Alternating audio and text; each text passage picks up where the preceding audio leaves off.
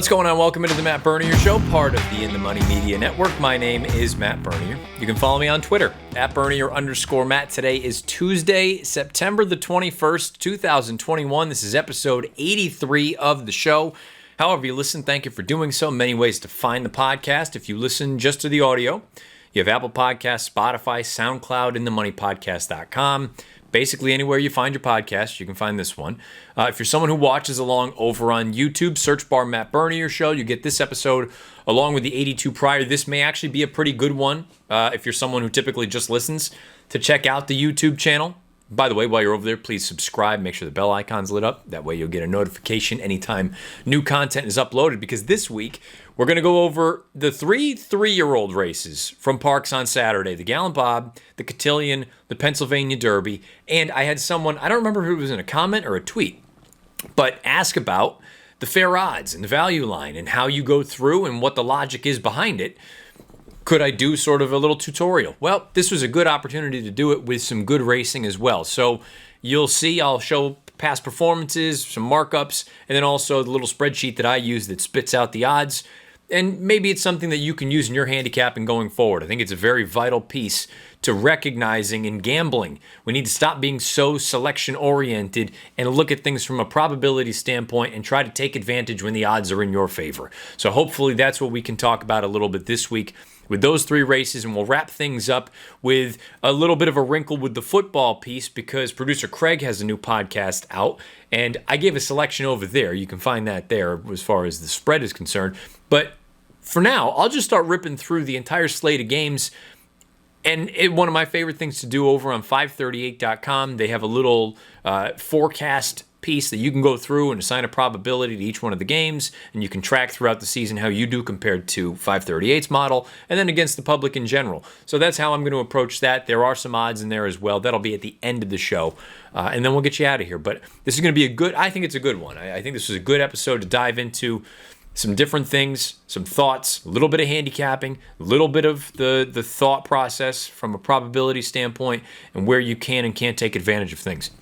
Before we get into the races themselves, we have to acknowledge that the Baffert horses are not running in these races. Medina Spirit and the filly, who Private Mission, I believe is her name, they've been withdrawn from the Cotillion and the Pennsylvania Derby, respectively. Yes, Private Mission is the 3-year-old filly. You know, he said he didn't like the draw from Medina Spirit. I get that, because Medina Spirit to me is still, until proven otherwise, he's a one-way speed. And there looks to be a fair amount of early gas in this one. So I don't think it was going to set up very well for him. I just don't know why the filly isn't coming into the race, because on paper, she would have had the perfect setup. She would have been the controlling speed in a grade 1 for 3-year-olds and $1 million purse. Some folks have brought up the fact that maybe it's a logistical thing it's very difficult, the cost to ship one horse out as opposed to you had a couple, you might as well send them. I do recognize that, and I'm not arguing that piece. Man, how often are you going to be arguably the horse to beat? And I get it. That's a good field, and you'll hear in the handicapping segment. Controlling speed in a 3-year-old restricted grade 1 for $1 million? I'm doing everything in my power to get that girl on the plane and send her out to a track that I've had a great deal of success at in the past. So we'll see. It sounds like they're both now pointing to the open races at Santa Anita, the Awesome Again, as well as the Zenyatta. They're going to have to take on older horses now, but who knows? And by the way, as difficult as this Pennsylvania Derby is for Medina Spirit, that Awesome Again looks like it's shaping up to be a bit of a firecracker. Tripoli, Idol, just to name a couple that may be going in there. Now you add Medina Spirit to the mix. I mean, I don't know how much easier it's going to get for him. Maybe the complexion of the race helps, but something to keep an eye on going forward. So the Baffert horses, they're out of these two races. But let's get into the 3-year-old stakes races, talk about some probabilities, how I go through. Maybe you can start doing this sort of thing and not get so set into, I love this horse, I want to bet him.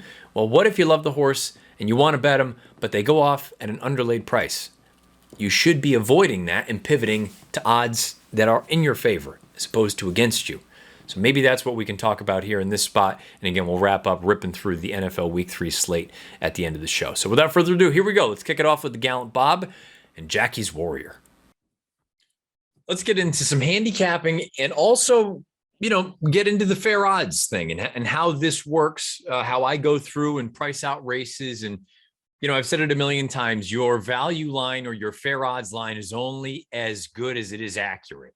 And the only way you're going to know how accurate your stuff is keeping records and then being able to adapt if you see that your 3-to-1 shots are winning more frequently or less frequently than 3-to-1 shots should. So what I'm going to do, you see right now on the screen, the far left are past performances. We're going to go through the Gallant Bob, the Cotillion, and the Pennsylvania Derby. And on the right side of the screen is a spreadsheet that I've put together. We're only going to focus on this piece here. These are going to be the odds for each individual runner. It will spit out fair odds and then value odds. And the way I'm just calling them value odds. If you've ever read the big Barry Meadow book, Money Management at the Racetrack, or somewhere thereabouts, I'm going to butcher the title. He suggests a 50% increase over what you deem fair odds, because over the long haul, look, right, wrong, or indifferent, you're going to be wrong more often than you're right. You need to bake in a little bit of wiggle room. Some folks just play right off the fair odds. Some folks, you don't go out to 50%. Some maybe only 20 or 25. It's entirely up to you as the gambler. For what it's worth, the other pieces of this spreadsheet that I've put together, this part down here would be another race.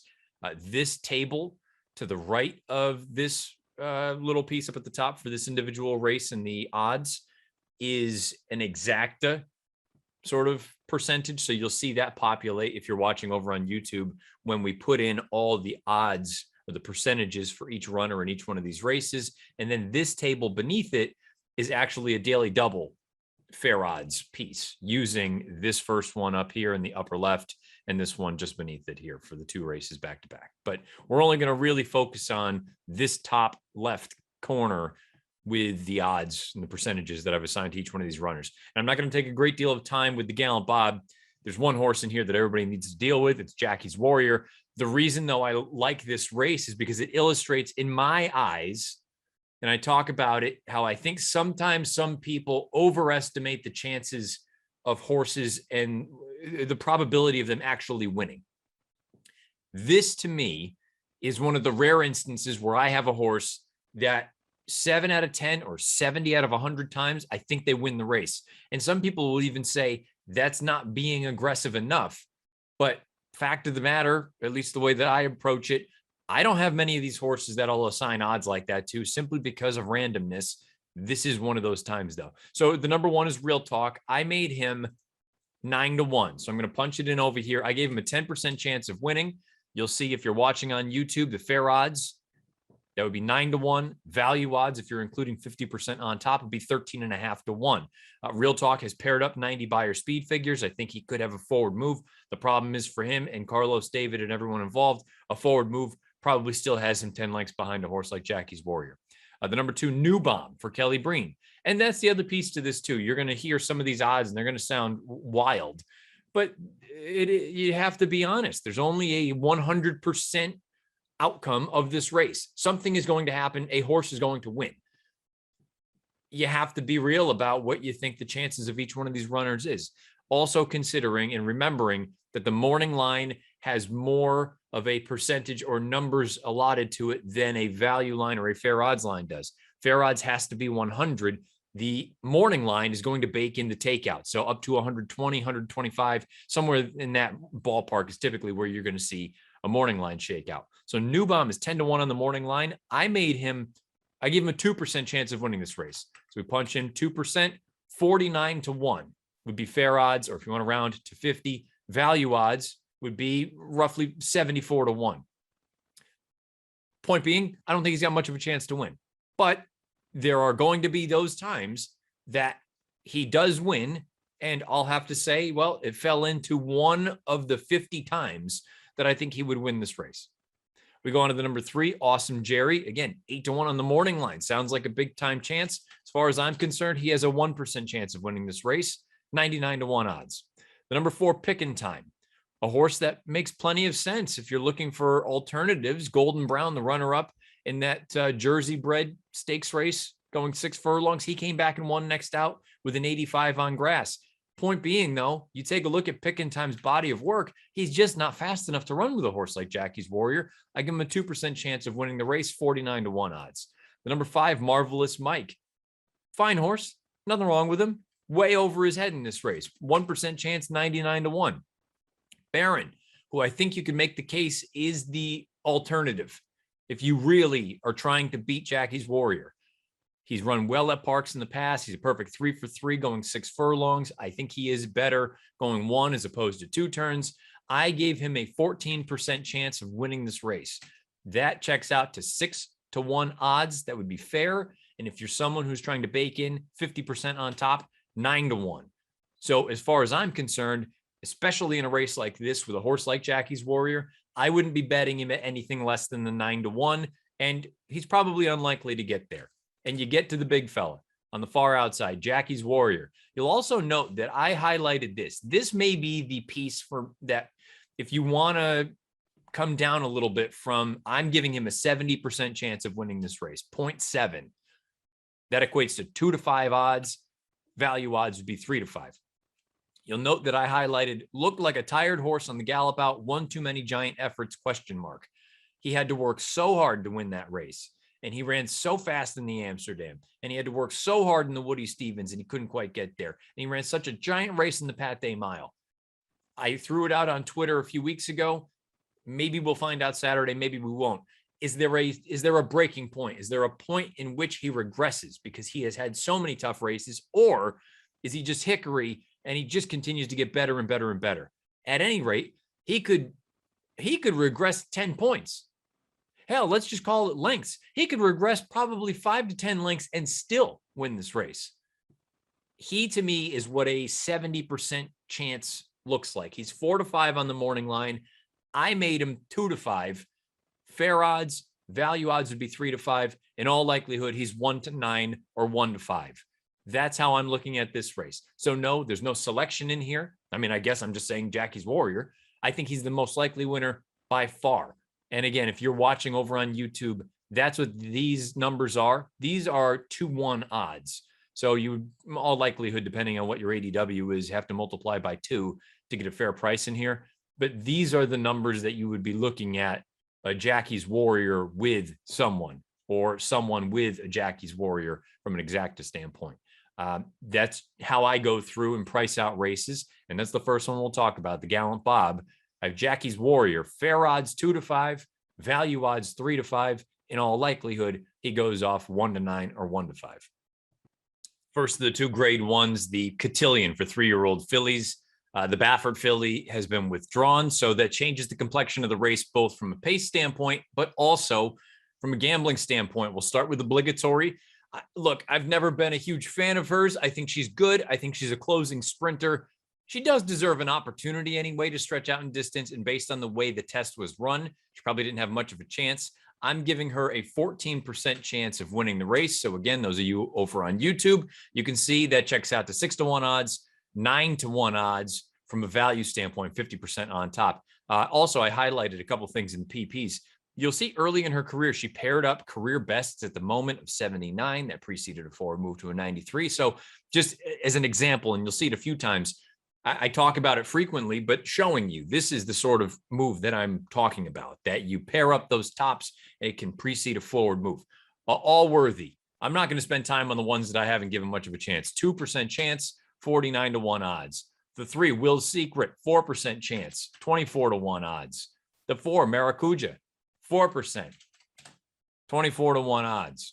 Army Wife, I think, is the horse to beat in here for Mike Maker. You go through this race because it's a relatively evenly matched group.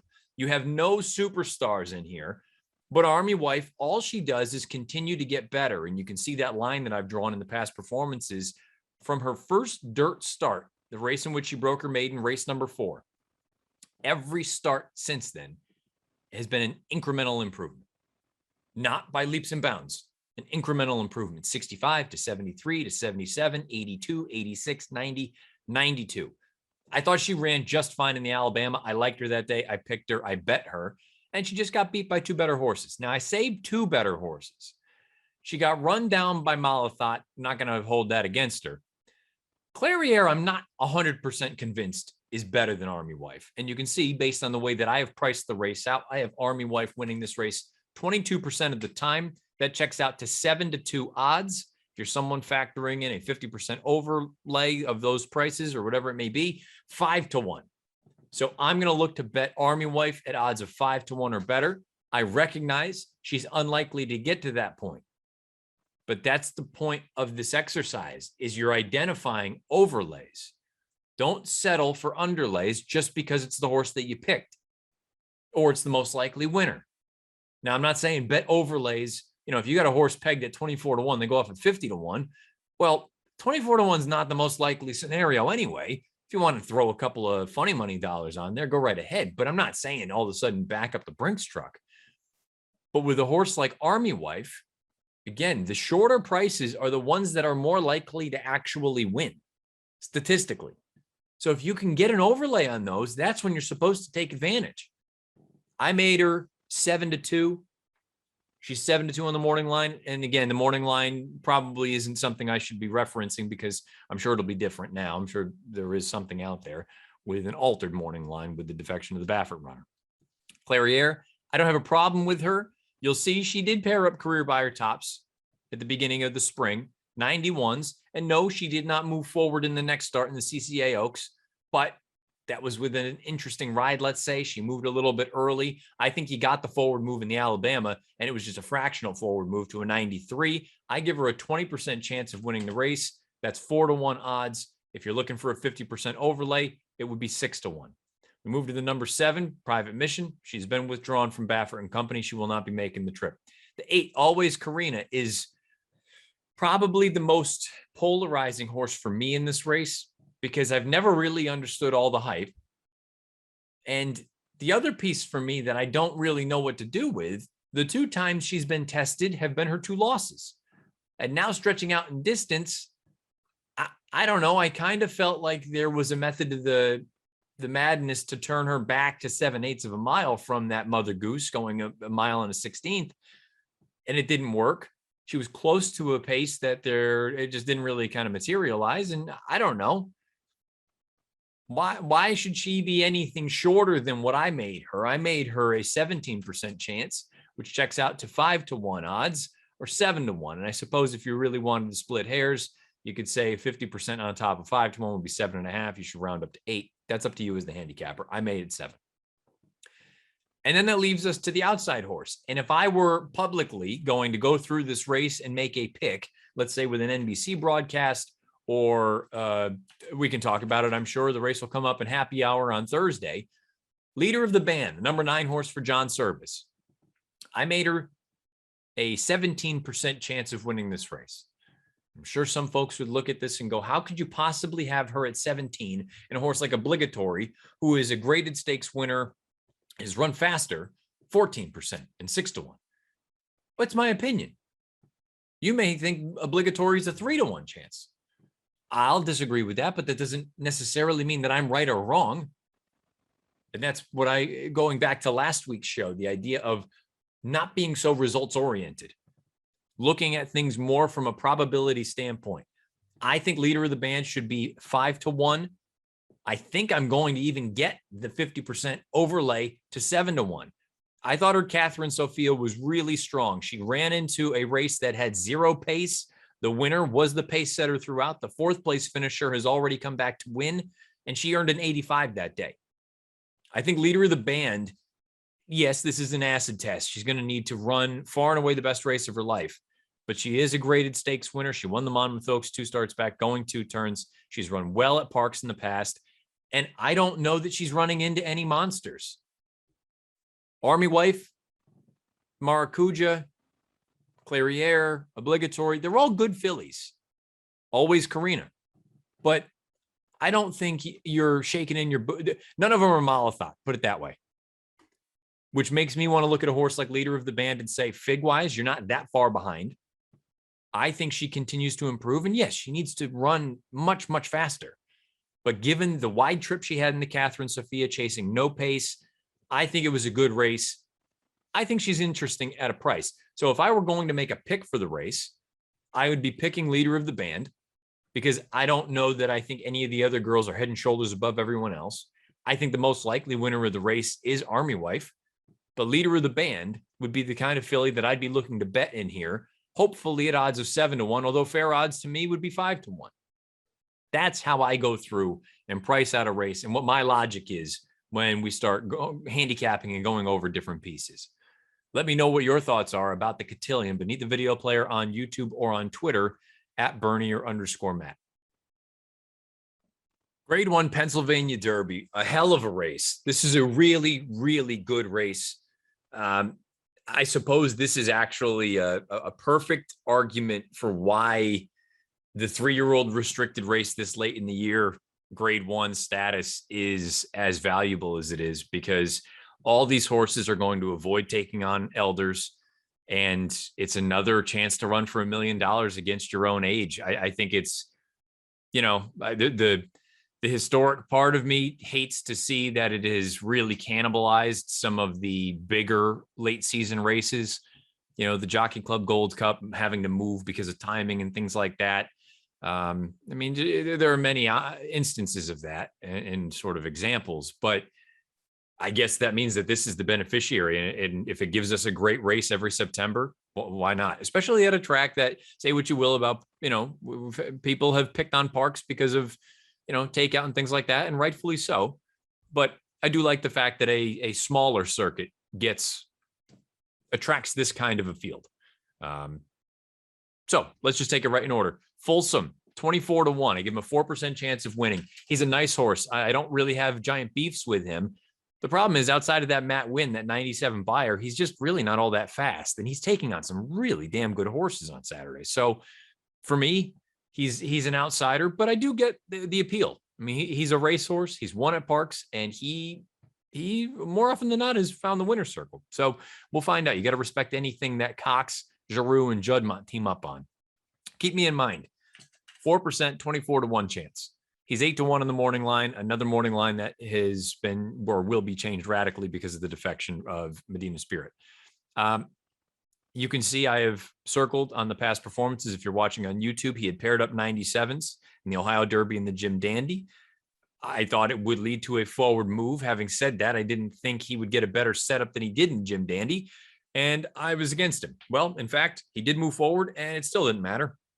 Granted, there was no pace for him to run at in the Travers, but I think that's what he is. And that's a really good racehorse. The problem is it probably makes him 5th or 6th best in this field. At 24-1, I just don't think he's got much of a chance in here to win. He could certainly suck up and get a piece, but I don't think he can win. Or I shouldn't say that. I think he is an unlikely winner. The 3 Speaker's Corner. He feels like the wise guy of all wise guy horses. His run at Saratoga was, I thought, pretty spectacular. That was his first start as a 3-year-old, his first start since October of last year, going 7/8 of a mile. He was close to a pretty pedestrian pace, but boy, did he finish like a freight train, and he galloped out massive. The 5th place finisher came back and earned an 87 buyer on turf. I have 2 questions or 2 unknowns about Speaker's Corner. First, he's never gone 2 turns. So there's no guarantee. I think he will appreciate it, but there's no guarantee. And then 2, that massive effort came with Lasix, and he will not have Lasix in Saturday's race. Does that mean that he can't run fast? I don't know. I can't say definitively one way or the other. He broke his maiden without Lasix. He ran twice last year without it. So to just assume that he won't be able to improve or run just as fast as that 101 buyer on Saturday, I think is a little presumptive. But I think it's equally as presumptive that he's just a shoo-in to run as well as he did without it. I made him 6-1. If you got 9-1, I would definitely be betting him. I have a feeling he's the wise guy horse in here, and he's going to take a boatload of money. The 4, Wayburn. I've spoken about Wayburn in the past. I think he's an underrated horse. I think he's talented. You can see I circled this piece right here, and the Timeform US pace figures will illustrate what I'm talking about. He made the move into the hottest pace of the race in the Jim Dandy, a race where the pace fell apart.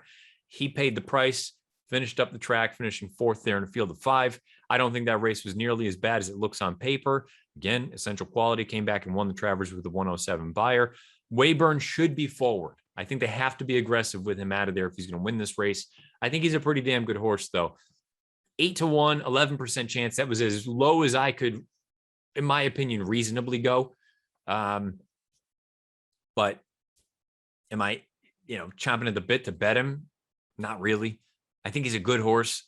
If he went off if they totally overlooked him at 15-1 or something like that, I would definitely think about it. But he is far from the most likely winner of this bunch. But if he does get lost in the shuffle, which is totally possible given the depth of this field, maybe he is one to consider. I am redeemed. No disrespect to everyone involved. He continues to improve. He's done nothing wrong. I give him a 2% chance of winning this race, 49-1 odds. Bourbonic, another one. No disrespect. He has no pace. He's yet to run overly fast. He's taking on a good group. I give him a 2% chance, 49-1 odds. The horse to beat, no question about it, is Hot Rod Charlie. Now, I give him a 32% chance of winning this race. That equates to 2-1 odds. I think a 50% overlay or a 50% overlay on top of that would be 3-1 odds. He's fast. He's tactical.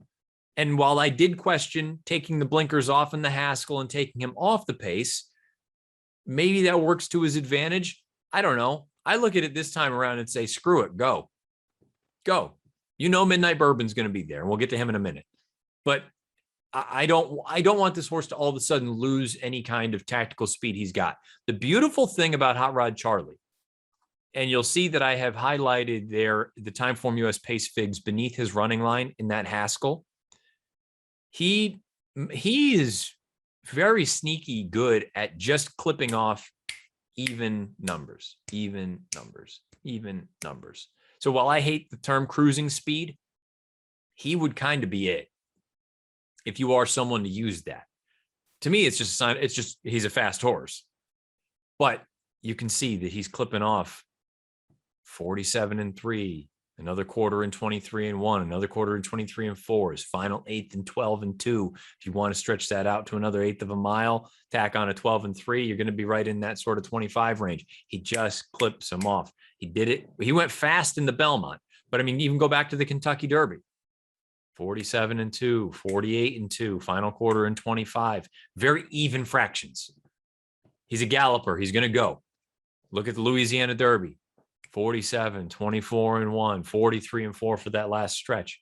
And you look at the pace figs, 126, 118, 116.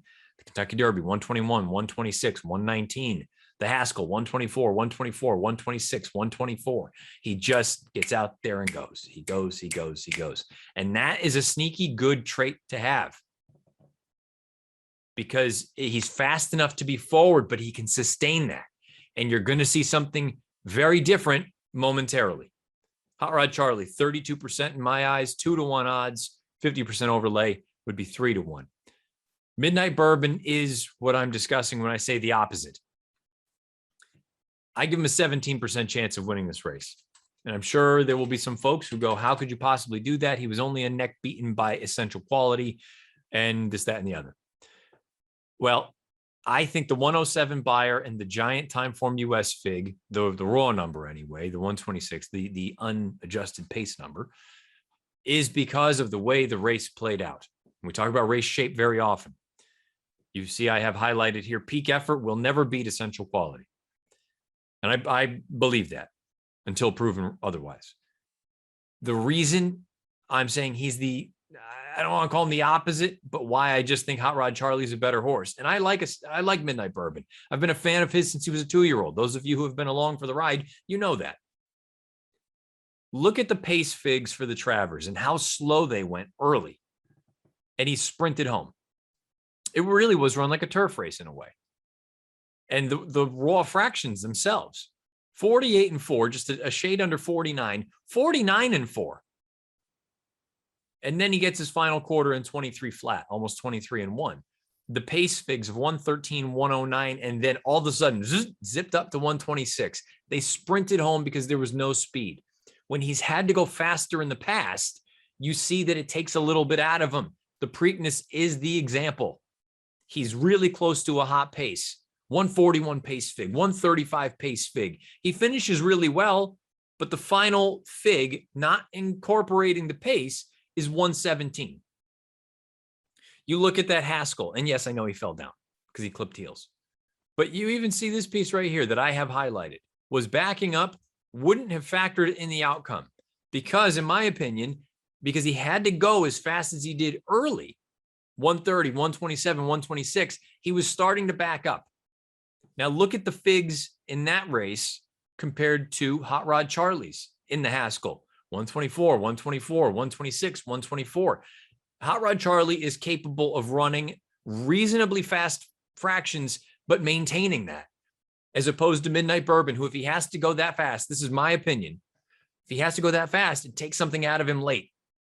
And that's why I'm not 100% convinced that at this level, at this distance, this is ideal for him. There's a part of me that thinks he is a horse that would be better suited in a race like the Breeders' Cup Dirt Mile, where he can go faster. Look at the Kentucky Derby, 103, 118, 110. Yeah, he had to crank it up a little bit in that interior fraction, but it was enough that sapped some of the energy out of him late. Granted, he was very wide. The Louisiana Derby, there really didn't. I have written in here, this is my note from just after the race. Doesn't seem to have the finish needed grinder. And look at the pace figs. We kind of back that up. 124, 116, 114. Come back here to this race here when he runs very well in the Risen Star. He's gutsy. He's not flashy, but he tries. 120, 117, 113, 110. When he has to go a little faster early, he just doesn't have the finish. But when you allow him to kind of set very, very moderate fraction, yes, bang, he can kick home like a mule. He projects to be the controlling speed in this race now.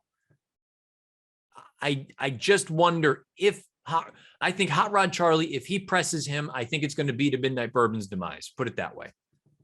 Midnight Bourbon, I give him a 17% chance, 5-1 odds. If you're looking for the 50% overlay, that's 7-1. We've talked about it. Medina Spirit has been withdrawn. And then we get to, in my opinion, the horse that if I was making a pick for this race, I would be most interested in. And that's American Revolution for Todd Pletcher. I'm giving him a 14% chance of winning this race, 6-1 odds. That is 9-1 with a 50% overlay. American Revolution, when I first watched the tape, I go, what's going on here?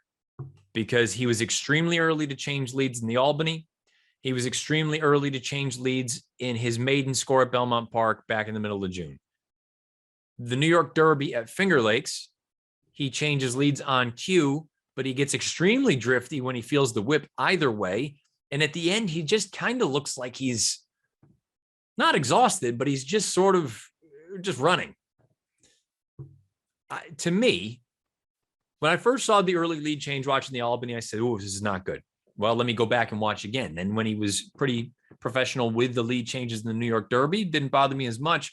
But out of curiosity, I needed to see the maiden score. And when he was really, really early to change there, I came to the conclusion that he's just very green. And you can see I have it circled there on the screen. I think he's green.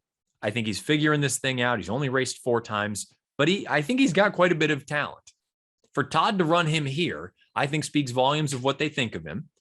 And you'll note that I have highlighted the running line from the Albany. And what does it remind you of? He ran pace figs of 119, 119, 120, 118. Sounds kind of similar or familiar, doesn't it, from somebody we're just talking about? Go back to Hot Rod Charlie. Hot Rod Charlie, that last run in the Haskell, 124, 124, 126, 124. Now, Captain Obvious, Hot Rod Charlie's faster from a speed figure standpoint than American Revolution is. American Revolution needs to run faster if he's going to win this race. But he's never taken a backward step. You can see that line that I have drawn up. And the other piece that feels very obvious to me, but this is what I think this exercise hopefully is explaining and showing why hammering home the idea of don't be so result oriented. Look at it from a probability standpoint. There's a chance that Hot Rod Charlie has run as fast as he's going to run this year. And that maybe even the 108 was that big shot of his. And maybe he's somewhere between a 100 and a 108. Maybe he's like a 103 or a 104, which is still very fast. But I'm not all of the sudden expecting him to move forward again. He could, because we haven't seen him since the middle of July.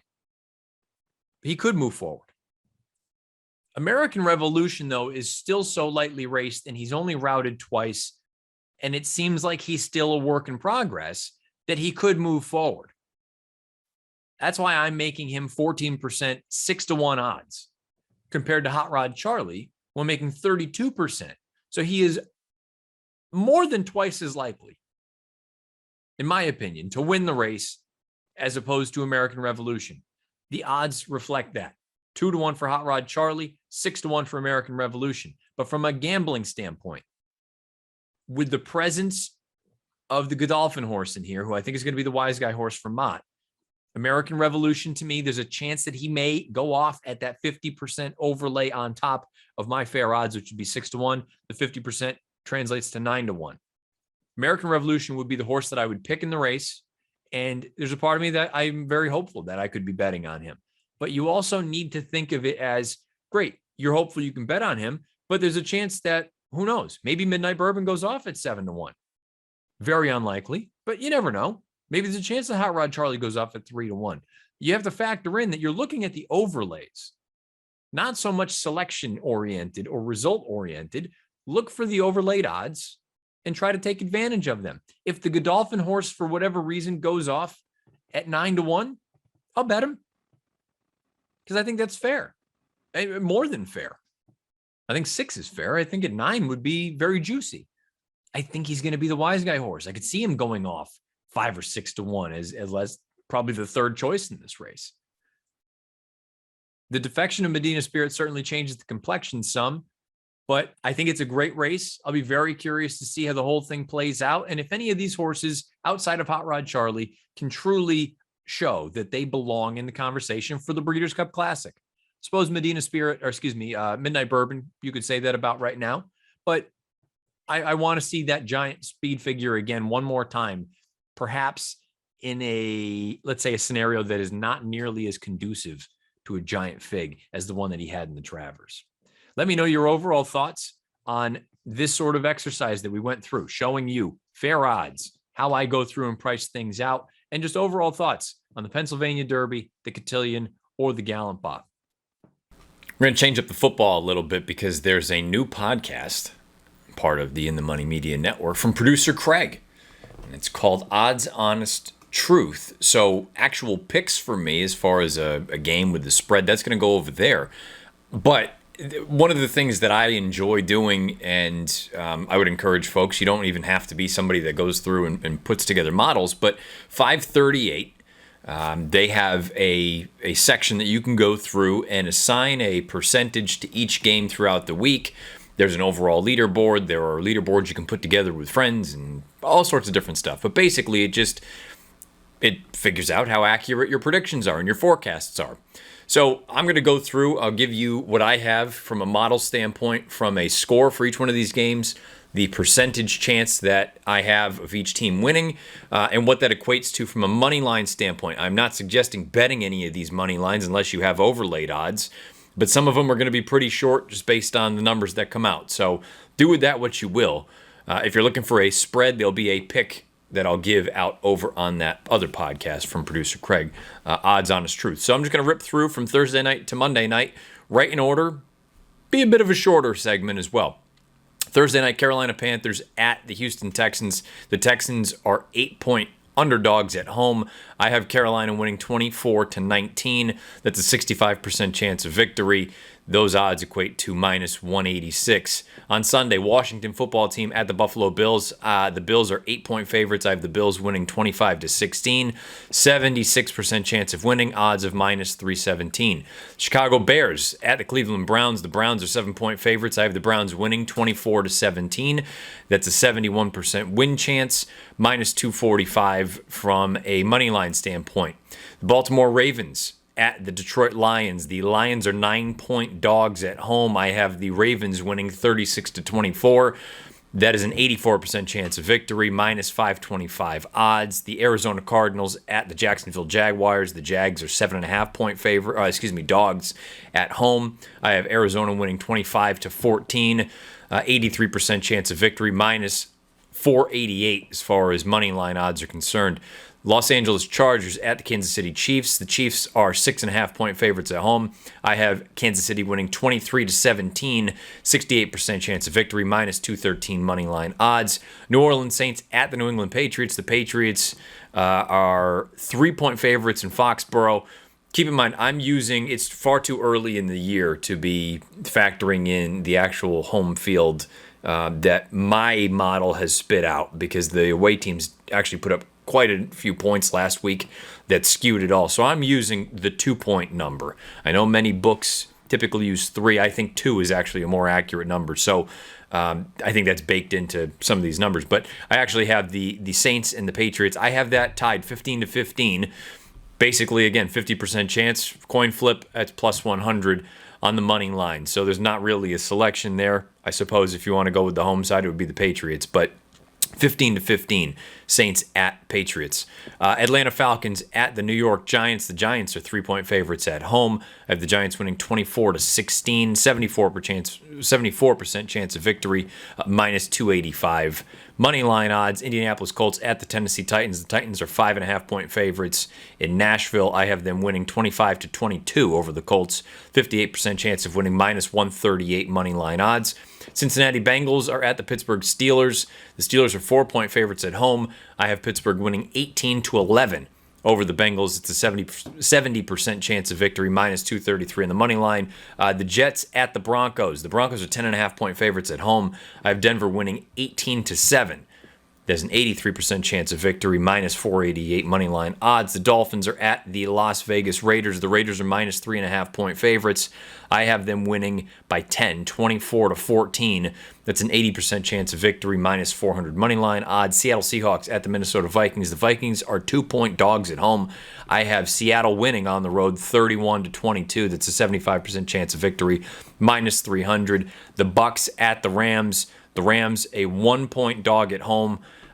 It should be a fantastic game just based on what we've seen so far here in the season, early on anyway. I have the Rams winning 25-19. That's a 56% chance of victory, minus 127 money line odds. Green Bay Packers at the San Francisco 49ers. The Niners are 3.5-point favorites at home. I have them winning at home 23-20 over the Packers, 59% chance of victory and a minus 144 money line. And then on Monday night, the Philadelphia Eagles at the Dallas Cowboys. The Cowboys are 4-point favorites at home. I have them winning 20-17 over the Eagles. It's a 58% chance of victory, minus 138 on the money line. Those are the numbers that my model has spit out. Let me know what you think about any of these games beneath the video player on YouTube. And FYI, those spreads are as of Tuesday afternoon from DraftKings. There you have it. Let me know your thoughts about everything covered in this episode beneath the video player on YouTube or on Twitter at Bernier_Matt. Again, however you listen, please rate, review, subscribe, leave comments, the whole nine. Thumbs up, thumbs down over on YouTube, whatever it may be. Because the more interaction we get in those sort of things, the better we are able, anyway, to get content out to those of you who like to take it in from the In the Money Media team. Again, on Twitter at Bernier_Matt. Looking forward to the racing this weekend. Apologies for the day late as far as the upload is concerned. I came home from Canada yesterday from the NBCSN shows this past weekend at Woodbine. Home for one weekend, then I have a wedding next weekend, and then the following week I'll be in Stamford, Connecticut in studio for Keeneland Racing on NBCSN as well. So get a little bit of a reprieve, get a little bit of time home, which is nice. But looking forward to continuing this thing along the road to the Breeders' Cup, because before you know it, it's going to be the first weekend in November. We'll be out at Del Mar checking things out and finding how many of these horses that we just talked about are going to be figuring prominently in the Breeders' Cup World Championships. Good luck this weekend. Or let me do it the proper way. Best of luck however you play, whatever you play, and wherever you play. This has been episode 83 of the Matt Bernier Show.